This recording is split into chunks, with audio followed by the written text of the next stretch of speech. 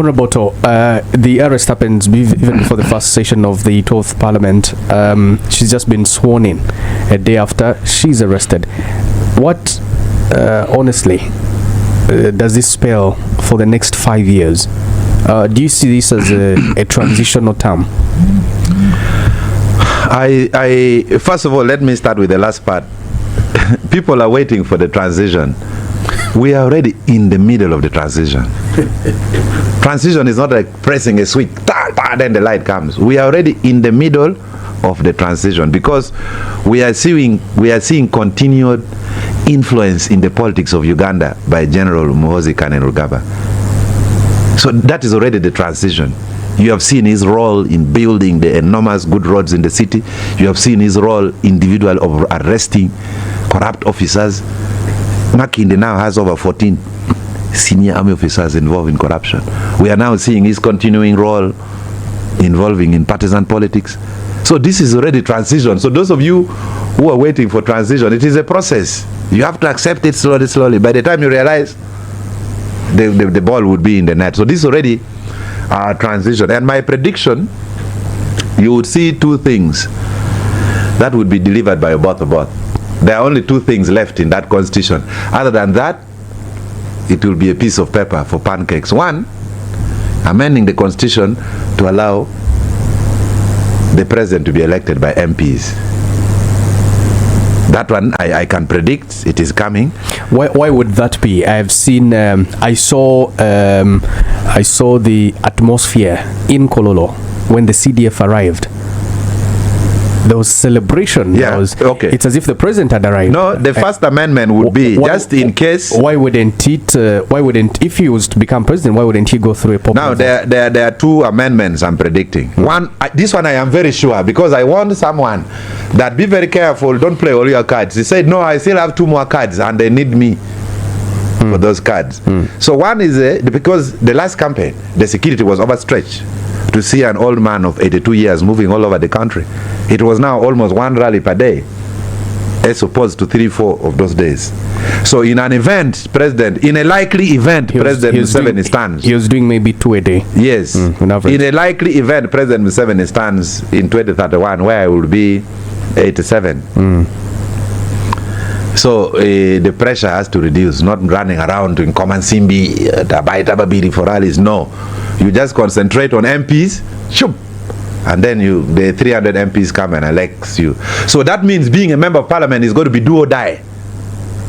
Because it will be the beginning of the presidential election. That means it's also not advisable whatsoever at that time to run for member of parliament if you are not in the ruling party. Because they would want the numbers. To become a president, you have to have the numbers in the house.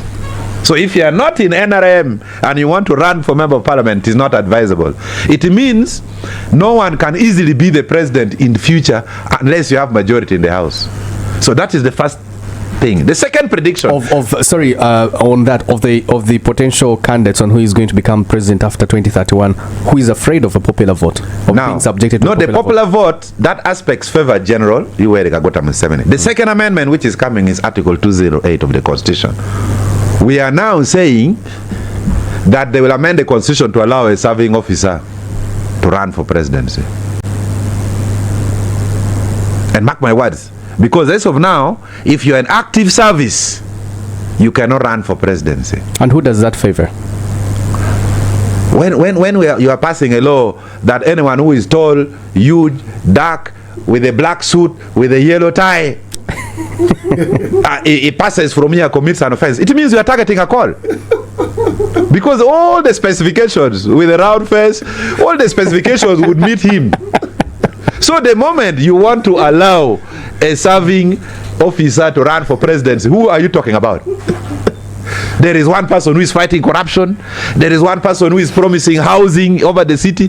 There is one person who has built roads in the city. There is one person who is determining who should the speaker be. There is one person who is the commander of the armed forces, building huge army headquarters in Buea, unprecedented. So it means that amendment would of course favor General Muhoozi. So that's why I'm saying we are already in the transition. The transition is not like eating Holy Communion. It is a process, you know. But back to your question on the issue of arrest, I still think Ugandans are scared. Ugandans, including me, we are scared of the way things are being done. The other day, I went for a weekend at One Love Beach, that beach of Bobby White. The beach has almost collapsed. We had ordered for fish, waiting to eat chenyanja with tomatoes. Then a drone appears, a drone of someone who is doing his own things, not the drones of government. Everyone started running, others were diving towards the water. So people are scared. They, oh, drone ajar. So everyone is scared. People love what Jerome is doing, but they're scared. We feel they may slip back. So whoever is his advisor, Andrew Mwenda, listen to this. There are foundations that General Yoweri Kaguta Museveni has set. If anyone says General Yoweri Kaguta Museveni has done nothing, please go and hang yourself to the nearest tree, because you'll be wasting time. So there are certain foundations, albeit the weaknesses, that we should not what? Drift back and start picking people, taking you to State House, Safe House, picking you in the streets. The other time Betty Namboze was here, they had to sleep at NBS State Studio because the drones were waiting for them down the slope there. So there are some people who just need the minimum. They need the freedom. And by the way, Canary, is it illegal to oppose government? If I don't support you, is it illegal? It is Ugandans who voted, Honorable Call, in 2006 to bring back multipartyism. You tell us what happened in 2017 when you opposed the legislation. Which legislation? My friend, you see, shame, to be ashamed. If you do something and you feel ashamed, it is a virtue. If you feel ashamed, you must thank God that you can really feel ashamed. But there are some people who don't feel ashamed, who are beaten inside Parliament in broad daylight, in full view of all the cameras. So, Namere, if you get out, you have to be very careful, because we have lost people like Nabanja. I sat in that Parliament where I saw MPs throwing out a dead body of another MP that we are not going to have paying our last respect today until we get a report. I was in Parliament where Dr. Nzivu and Dr. Chris Barumozi today, who is singing the movement song loudest, they were carrying Nabanja's brain in a briefcase that they're taking it for autopsy in South Africa. Was that Nabanja or Nebenda? Nebenda, sorry. So we've lost, and Nebenda was having that kind of politics of Namere. Now Namere, before swearing in, just one day in office, you have 365 days times 5, about 1,500 days. One day in office, she's all over. So there's also need for restraint. We don't run parliamentary business on social media. So also when she gets out, there is need for a little caution. I know the young generation is coming in, but at times there is need for caution. So then what is the importance of the freedoms of expression, freedoms of association? What is the whole essence of fighting for these freedoms if you cannot go on social media and express yourself? Freedom is not free. This freedom here is not free. You are not going to say I have freedom of expression, then I start turning my hands and punch the nose of a call. So what I'm trying to say, there are right ways of doing wrong things, there are wrong ways of doing wrong things, and there are right ways of doing, there are wrong ways of doing right things. So the point I am saying is, there is need for social media restraint. Even Kabanda. I saw Kabanda telling Winnie Byanyima that shut up. Really? I shouldn't have said that on this TV.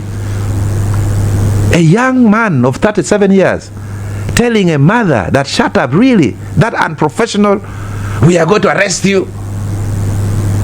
The judge. That the judge in Masaka is waiting for you. A member of parliament is even talking on how the judiciary will handle the petition. So why did you waste some of our times to go for election petition?